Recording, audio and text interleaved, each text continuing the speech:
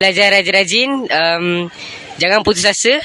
Sebab bila nak putus asa tu, kita fikir balik macam mana kita mula dan kenapa kita nak jatuh. Kita fikir balik usaha-usaha yang kita lakukan.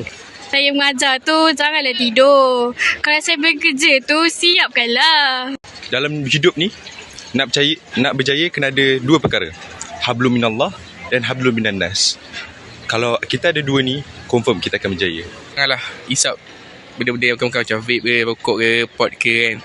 Sebab benda tu membahayakan diri kita lah sebagai murid. Nak fokus pun tak boleh sebab si kacip dengan vape dan pot. Bagi satu pesanan adalah sentiasa mendengar dan mengikuti disiplin sekolah. Kalau rambut dah panjang, potong. Kalau sokin tu, pakai sokin hitam, jangan pakai sokin putih. Lagi satu, baju tu kalau dalam sekolah mesti tak in, jangan tak out. Itu saja pesanan.